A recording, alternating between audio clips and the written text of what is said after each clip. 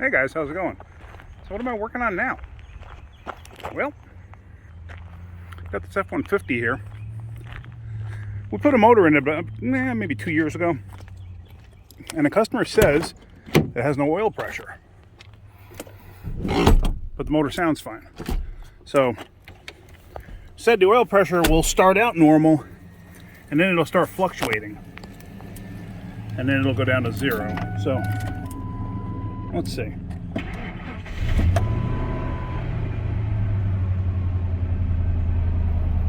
And the motor didn't sound bad there when I first started it.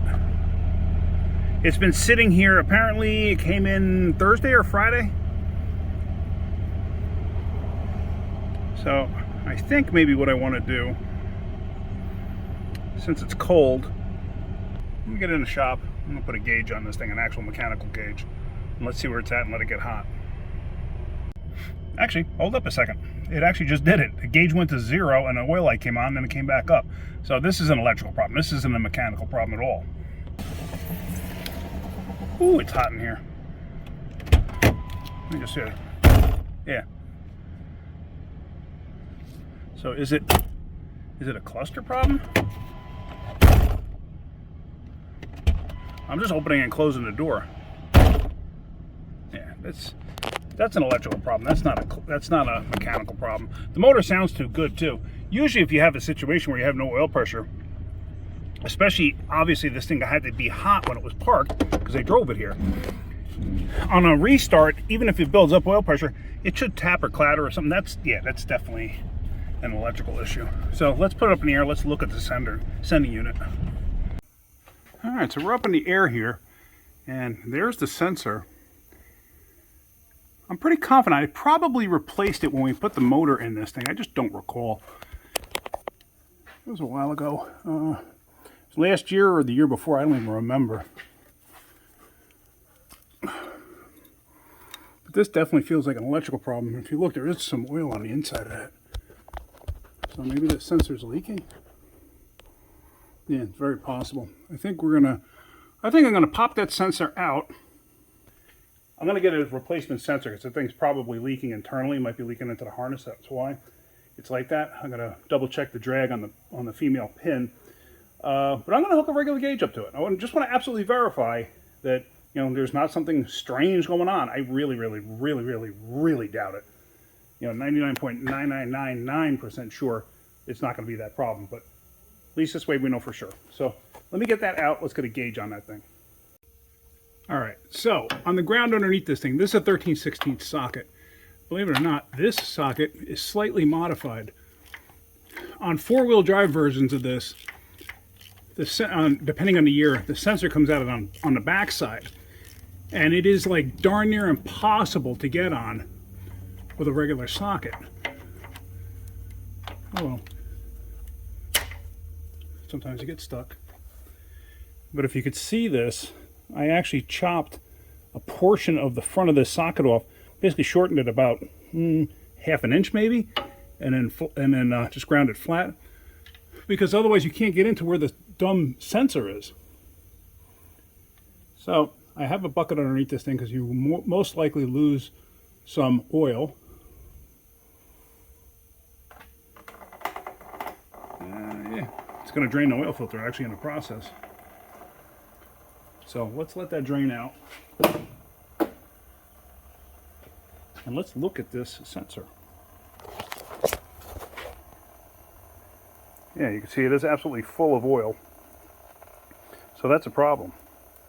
So I'd be willing to bet that was the whole thing. But what we're going to do is I'm going to hook a actual gauge up into that.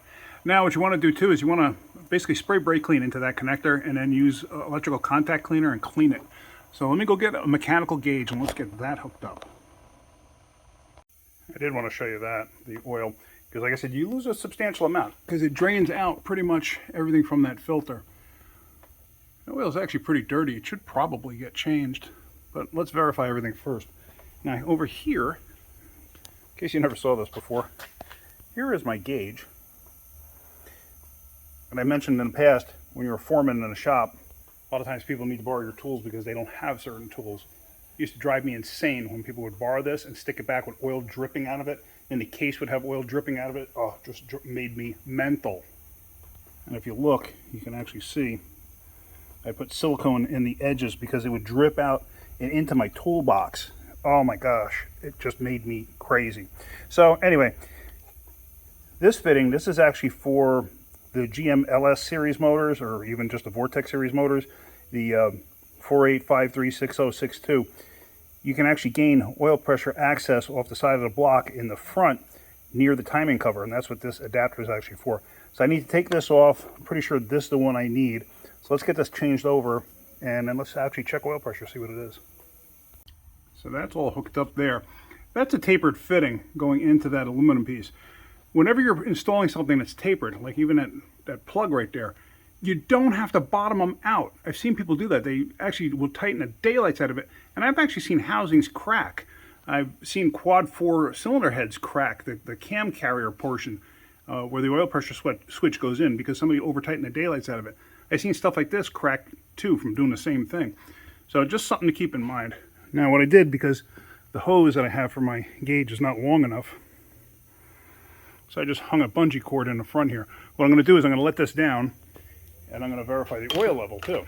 Actually, I should probably start it real quick because it's not that much. I'll just double check the oil level and then we'll start it and see where we're at. Okay, so rub under the hood. Let me prop you up somewhere. I don't know if I can. It's not really good. I don't have a good spot for you. All right.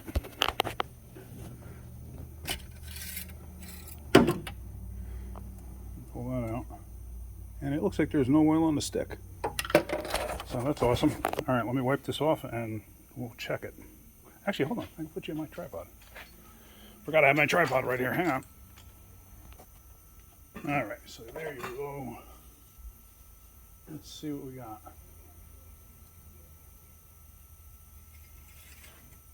Probably should have been the first thing I checked, but for some reason I didn't. No oil on the stick. Can you see that? Nothing. Cool.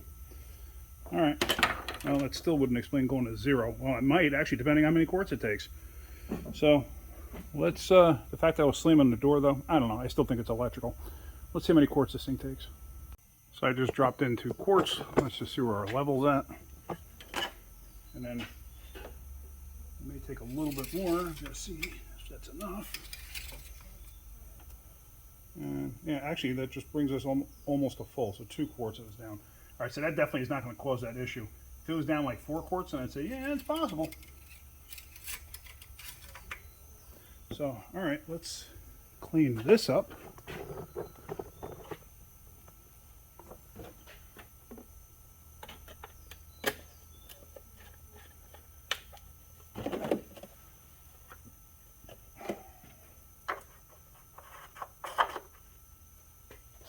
And then let's start it up.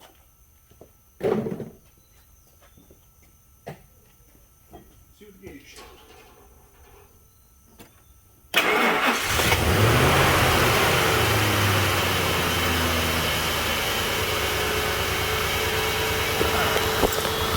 See, I mean, it doesn't make any tapping sounds or anything, so I'm not concerned. Yeah, I mean, that's some good oil pressure. Wow. It's up right around 80.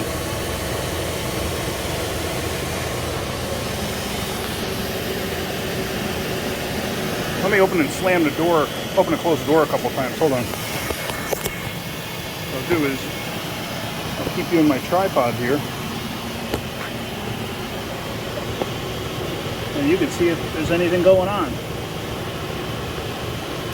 Of course, the gauge is upside down. I can't help that.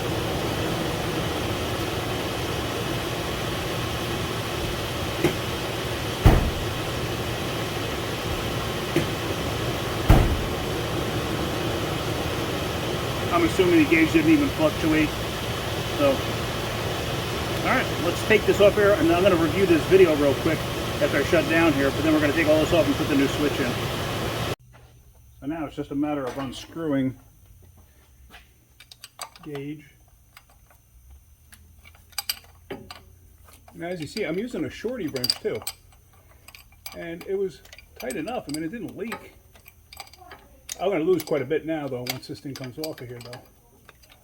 So I should lose a pretty decent amount. Just move the wiring out of the way. Problem is, it's such a tight fit, I can't even get my fingers in there.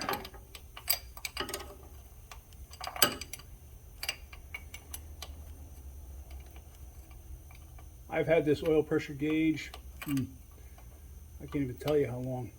This might have been with my original toolkit that I bought back in 1985. I had purchased a used Snap-on toolkit, from somebody who was getting out of the business. And this might have been part of that original kit. I just don't even recall anymore, because obviously it's been a long time. So I'm going to let the tool drip off.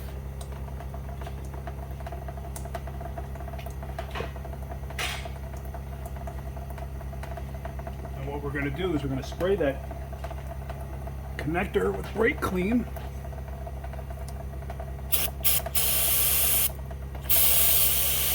Give it a liberal cleaning. And then I got to do what's called a pin drag test on it. I want to make sure that that's going to be okay, and I'll explain that in a second. I hope you saw that. I just realized, sometimes I go off on a tangent. I don't realize that I might not be filming. So what's a pin drag test? I'm going to take this special tool. Can you even see it? Here it is.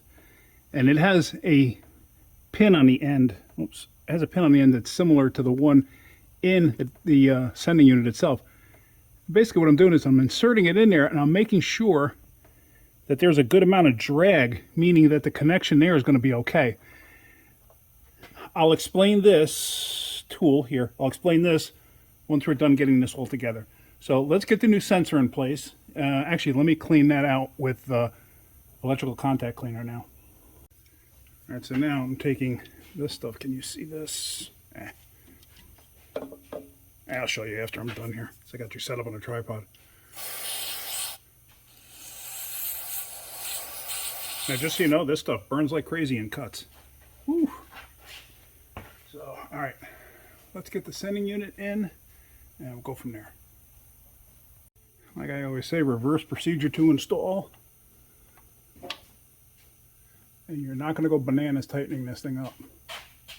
And see, it's got a sealer already on the threads. You see that?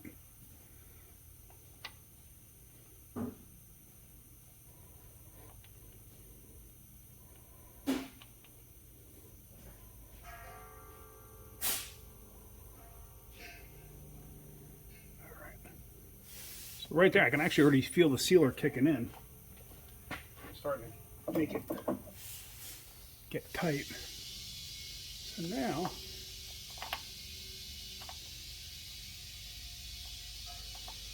we're going to put that on there. We're going to put this on there.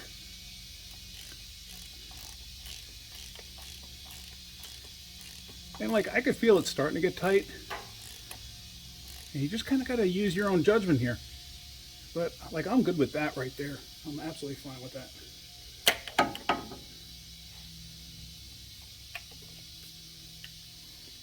All right, let's connect to this. If you wanted to use dielectric grease in there, you could. I'm not going to bother. It's not that, usually if it was like an ignition source or something like that, I'd be more worried about it. So that should be good. Let's get out from underneath here. So this is the stuff I sprayed in the connector there. This stuff works really well. Also, with that being said, I do not condone violence. Just saying. Let's let this thing down. Let's start it up. And we're going to recheck our oil level. Just verify that it's where it's supposed to be. And then we're going to go on a road test. Did I say gonna? We're going to go on a road test. All right, so there you see it. Everything looks good. Everything's good there. Pretty confident it was just a bad sensor. Let's recheck the oil. Let's see if I prop you up here. Can I do that? Just want to verify the level.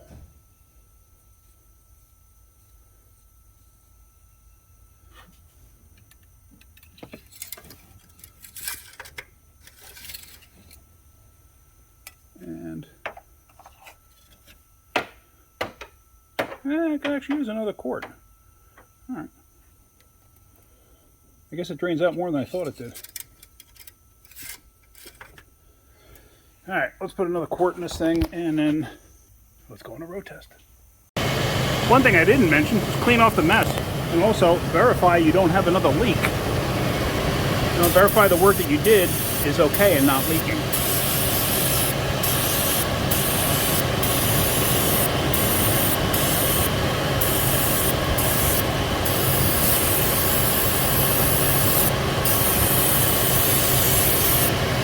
All right.